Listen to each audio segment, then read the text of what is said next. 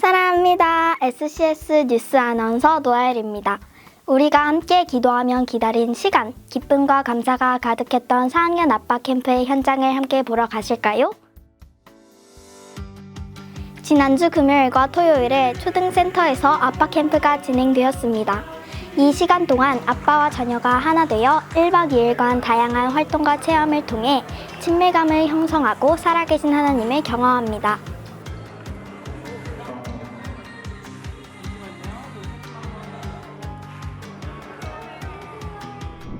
여행에서 걸어 다니던 거요.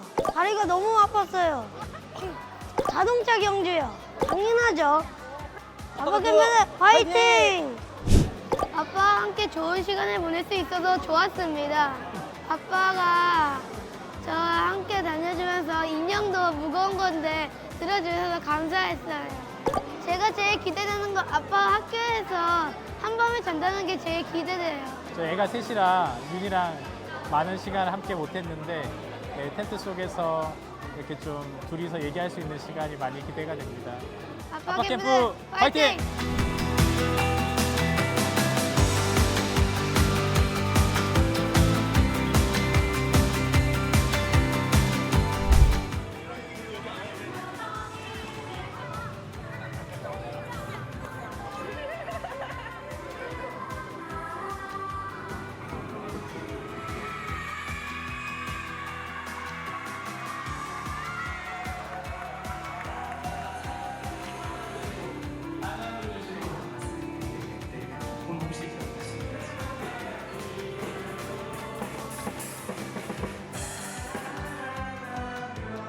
우리 사랑하며 소망교회 진리가 하는 것은 무엇인가?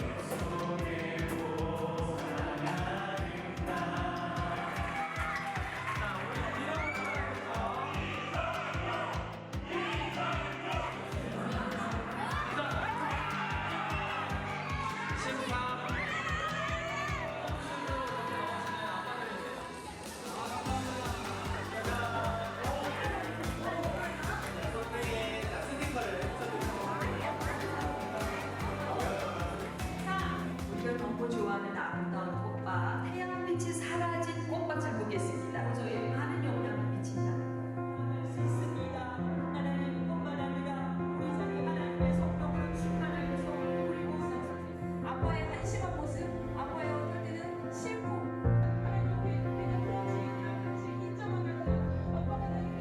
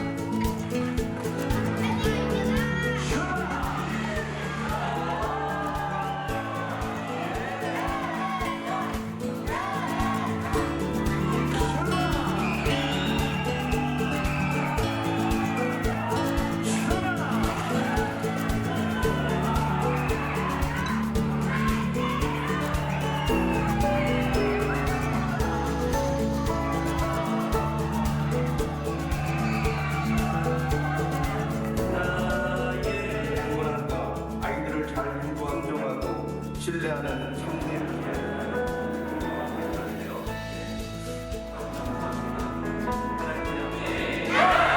시작!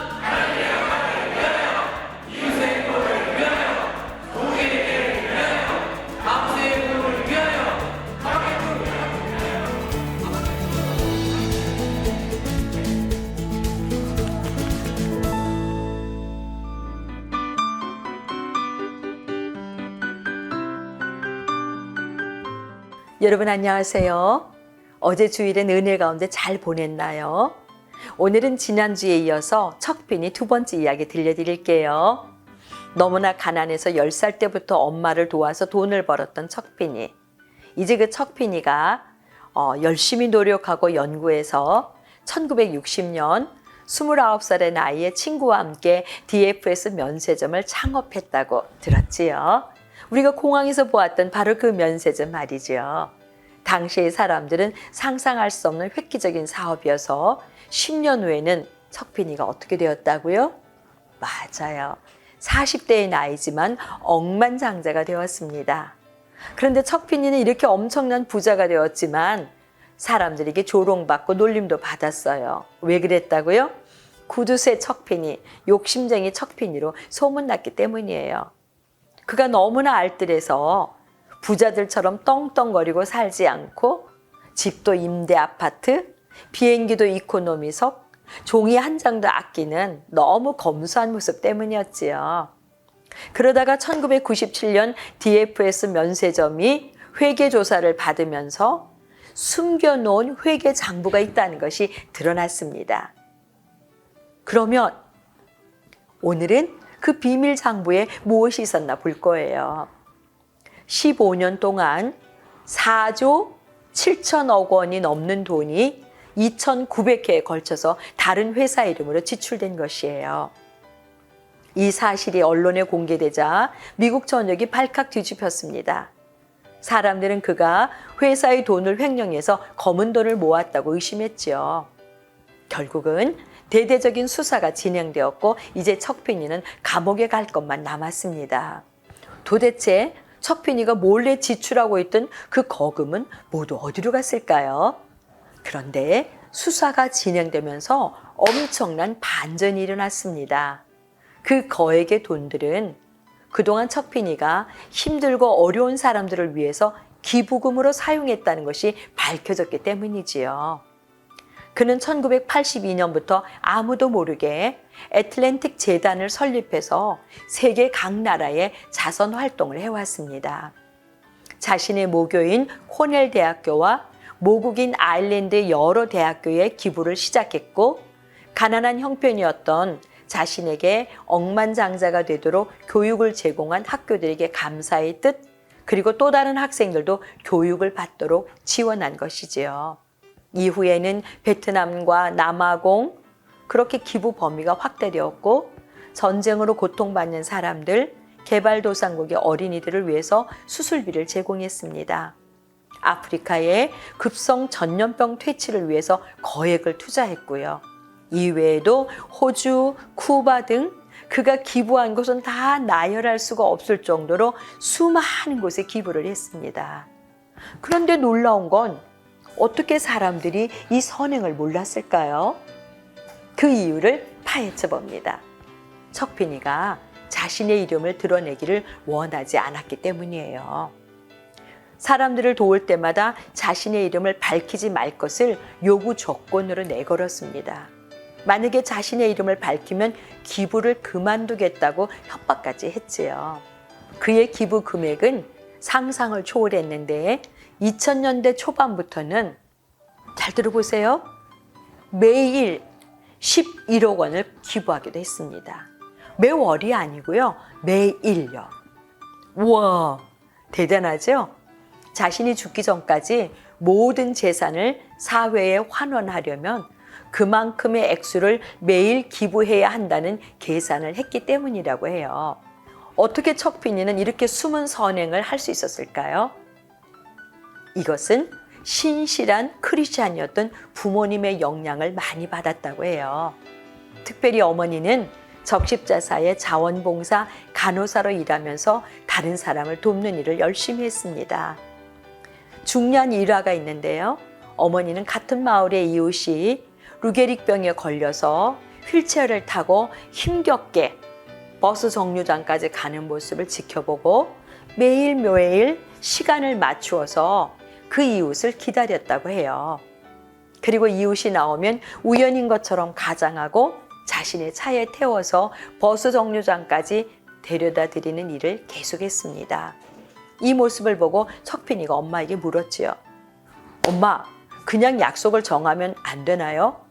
왜 우연인 것처럼 힘들게 숨어서 기다리시나요? 그때 어머니가 말씀했어요. 얘야, 남을 도울 때는 도움받는 사람의 부담을 생각해서 배려하는 게 좋아. 남을 돕고 자랑하는 것은 가장 못난 이의 태도란다. 어머니는 다른 사람을 도우면서 우월감을 갖지 않도록 아들을 교훈해 준 것이지요. 이때부터 책빈이는 세계적인 갑부가 되어서도 어머니의 가르침을 마음에 새겼습니다. 그리고 다른 사람들에게도 이렇게 검소하게 그리고 숨어있는 봉사자가 되려고 가르쳐 주었죠. 한 번에 2켤레의 신발을 신을 수 없고 또 아무리 재산이 많아도 죽을 때 가져갈 수 없기 때문에 욕심을 부리면 안 된다고요. 그는 실제로 이렇게 검소한 생활을 살았습니다. 그리고 2020년 9월 자신의 전 재산을 사회에 내놓으며 기부를 마무리했습니다. 그리고 40년간 기부한 금액은 전 재산의 99%인 약 9조 5천억 원이었지요. 90세가 넘어서도 그 부인과 함께 샌프란시스코에 있는 조그만 방 2개짜리 임대 아파트에 살았던 척빈이. 우리도 박수 한번 해야 되지 않을까요? 우리가 잘 알고 있는 빌 게이츠와 워렌 버핏도 이런 척빈이를 그들의 롤 모델로 삼았습니다. 그리고 기부 활동을 배웠지요. 그들은 척빈이를 보고 모든 사람들의 영웅이라고 칭찬했습니다. 사랑하는 여러분, 척빈이 이야기를 통해서 뭘 느꼈나요? 우리 학생들 가운데 겸손하고 신실한 부자 많이 나오면 좋겠어요. 아니, 남을 많이 도와주는 기부왕도요. 척빈이 어머니의 교훈은 바로 예수님의 마음이에요. 여러분도 이런 마음으로 믿음의 그릇, 마음의 그릇을 키워나가면 좋겠습니다. 사랑해요. 아빠와 같이, 아빠의 같이 잊을 수 없는 1박 2일간의 시간을 소중히 간직하며 행복한 가정을 허락하신 하나님께 감사하는 새로남 기독학교 학생들이 되기를 소망합니다.